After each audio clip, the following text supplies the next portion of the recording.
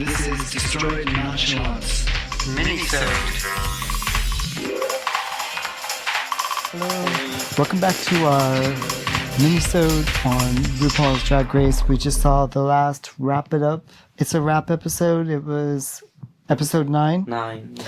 Yeah, so it wasn't the traditional kind of reunion show, but I guess it was kind of nice to see the girls come back and reflect a bit on the show. It was only around 23 minutes or so, but it was different because all of the reunion episodes are usually they only ever happen in the main seasons. They never happen on All Star, but they get the girls in a theater and they bring out, the top ones and on down the line until everybody is on the stage. Kind of like, here's a clip of the shade and here's the face-to-face confrontation over the shade and everything, and we didn't really see that so much we didn't see a lot of shade at all this season anyway, and then we didn't see any in this reunion type show. We didn't see any face-to-face interactions with anybody.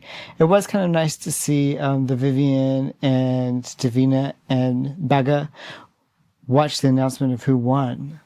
Yeah, because they taped this at the viewing of the last episode, so this wasn't already done. It makes sense that it was so short, like a 23-minute thing, because they had a week or so to edit it, and you never get to see, because they always tape a few endings, and you never really get to see when they actually find out, unless how would you get to see unless they're at a live viewing?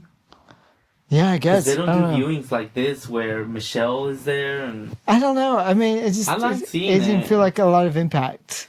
No, but it's something that we don't get to see, and it was nice that everything that was happening on Instagram, it was being filmed, because you would only see the stories, or I did, because I was looking after the finale for reactions and what was going on, and it was interesting that all the girls were there, and I guess while they were there, because it was at the BBC where this happened, they had a back room where they were interviewing them, because it was the whole episode. The girls, I guess they would never put them in a room together. They just had them go through a booth and they asked them a few questions. Right. So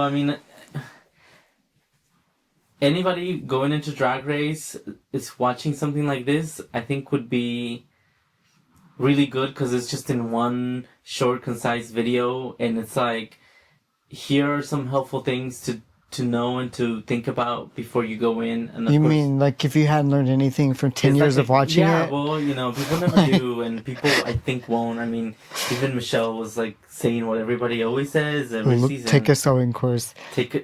Yeah, and I guess looking back, watching this episode, this 9th episode, and you see people like Scaredy Cat and Crystal, you start to realize how long ago they left, and just then how much Vinegar Strokes and Baga and Vivian and Something Wrong kind of grew on you. They just, they made a place in your heart, and they came out really likable. Even Blue Hydrangea. But the early ones were well, I've never done any kind of preparation. Oh, I've never performed. It seemed like Scaredy Cat was proud of the fact that she's not bothering. Yeah. So I was well, you're not that relevant anymore. It doesn't seem like you're that relevant anyway. And then the fact that she didn't care, Gothy Kendall went first, and she seemed a little more animated at the fact that she was there. Yeah. But I'm not impressed with the fact that Scaredy is still as clueless. No. So, it just makes sense they were gone early on, and, gone early, forgotten early, as far as I'm concerned. Well, yeah, and it's good to see what they're doing now, because, I don't know if you see this on all your news feeds or if it's showing it because all my cookies are pointing to all the searches I do on these drag queens when I'm looking for pictures for each episode, but every week, every other day, there's they're at GAY Heaven. Baga is always there, and then Frog Destroyers are performing somewhere here, and Frog Destroyers without Davina and with Cheryl Hole are filling in with what is it, Filth Harmony, like just okay. It's every weekend and their tour has started, and it's just they're everywhere. They're everywhere. The main top girls. I mean, I don't think I've seen it. I don't think I've seen some of the lower ones, the ones that went first, but they're busy. The girls up at top, and of course they're going on their tour now with Alyssa. That started already. So. Oh really? Oh, okay. Is it an international tour? I don't know. I think it's UK or Europe only right now, and I'm sure they're gonna send some of the girls. If they don't do a US tour, they're gonna. I would think they would. It's small enough, and I think people would go see them. I mean, I would think so. I think that they're gonna have to continue to build to, Work This World levels, because some of the stuff I've seen from the tour, it's kind of like, it's not as polished, the costumes and everything that we saw with, some of the winners. And what is that one that has the corset really tight? Violet Chachki. Yeah, like it's not that polished. Well, yet. But I think that the UK drag queens here, they kind of made their name for not really focusing so much on the polish of the looks. So it's not that surprising. Yeah, it'll be interesting to see how they go, because everything that we've seen, like, from some of these queens, some of them have joined the ranks of the Work This World machine or even the Vegas live show machine. And there's others that are kind of doing their one-woman show situation. Yeah. Where, you have, like, Miss Cracker doing her little thing. She's not going on their tours or anything. I can't remember her Sasha name. Velour? Yeah, Velour. She's not going on any of the tours. But I'm getting all the ads of her show because she's going around and it's coming to the UK. So I wonder if the Vivian is going to be kind of joining the tour machine ranks, the big... She seems like she's really well equipped for that. I mean, she had polished looks. She knows how to perform. Yeah. She was like... She's put together. Yeah, I can see her at the Vegas thing. And of course she has her show coming out. And I like seeing that, once she won and she gave a hug to Davina because she was saying, "Oh, I thought you were going to win." Davina was like, "Don't worry about it. I'll be on All Stars. I'll be fine." Or something like that. It's the first thing. I mean, I want to see Davina. I think that it'll be interesting. So how did you feel? I mean, knowing that the Vivian won and now you're watching this moment. I mean, for me, the effect on me is like, I like the Vivian more than I did early on. And like, especially when she reconnects with her sobriety tale and like overcoming her addiction. Yeah, it's a little better than it was the first time I found out she won. Yeah. And it was nice to see some of the humanity and the after effects. Like her saying that her family didn't even know about her addictions, or even something Wong saying that, yeah, my mom's okay, but, my dad's kind of not yet. Yeah. But you always want to know, because Ru always makes this thing about bringing the families, or, Drag Race is bringing families I guess that's together. Something else that I kind of missed from the reunion show is that whole bringing the family together. We actually see the family. Yeah. This was more like a reality star family coming together, where you see the different reality people from the different shows coming together to watch this. And it's not exactly the same thing. It's not the same, and I think they're playing it by ear this season. They had less queens. They didn't know, like, okay, so some of the things we got it down, I definitely think it could be longer, because I just don't think we had the opportunity to know the girls as well. Yeah. And I mean, and I'm not talking about like creating moments of shade and drama and all that. I'm just talking about some longevity so that we get to know them well. More paces and doing all of that. I think they can definitely do that. I think season 1 of the main Drag Race in the U.S., there was a lot less girls, and I mean, we know. Yeah. We were kind of like dying to get through that season because everything was kind of bad about it, the lighting and all that. Yeah. There was a lot less girls. But, you know, if something's having the cultural impact where they're making number 2 on the iTunes charts, the Frock Destroyers, Yeah. then, I mean, that kind of says, okay, you know, let's give this UK series its due. Maybe they could have built in a chance to say, oh, you're both good, you both stay, and we get an extra episode. But I think, yeah, since it seems really like a machine right now where... Get that in the can. Let's go film All Stars. That in the can, and let's go film season 12.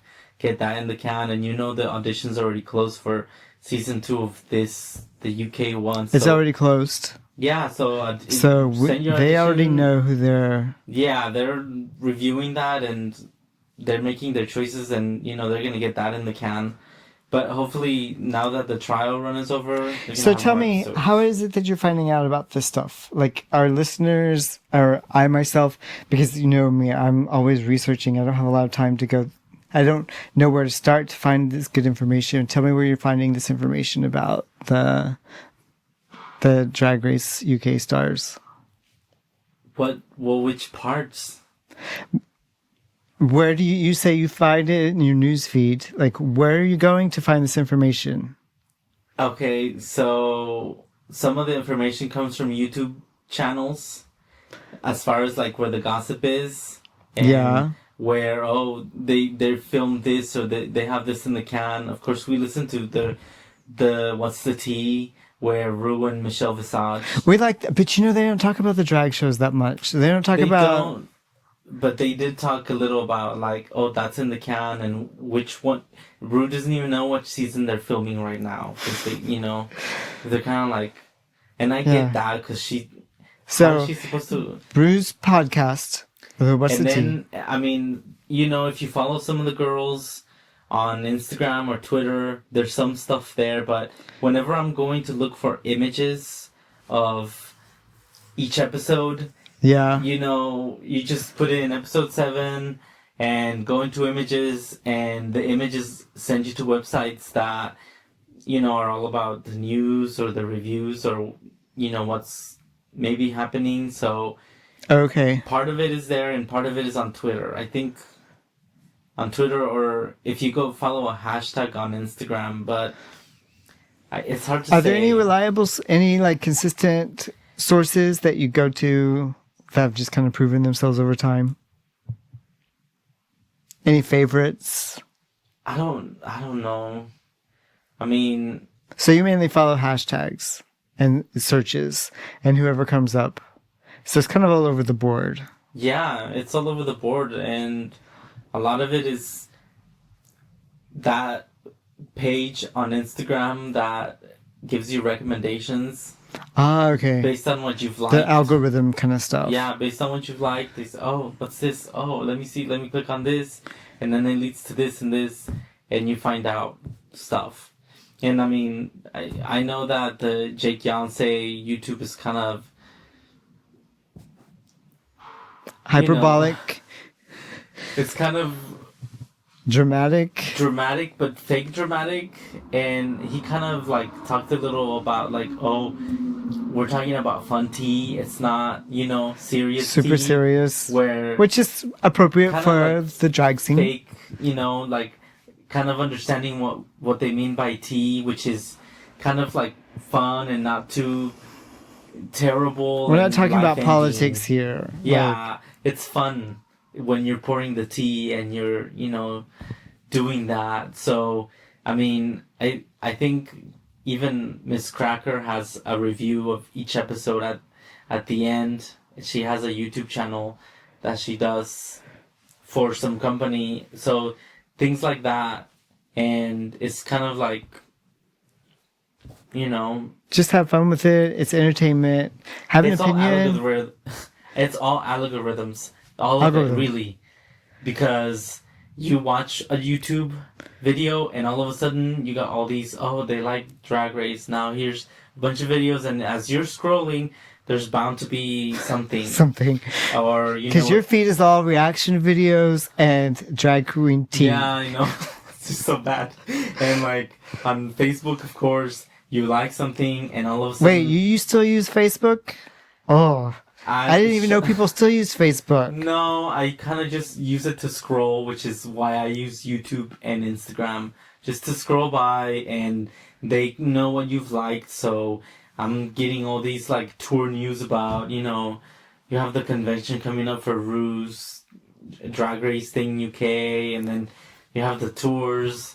And I mean, how do I find out about the tours? Or how do people find out about the tours?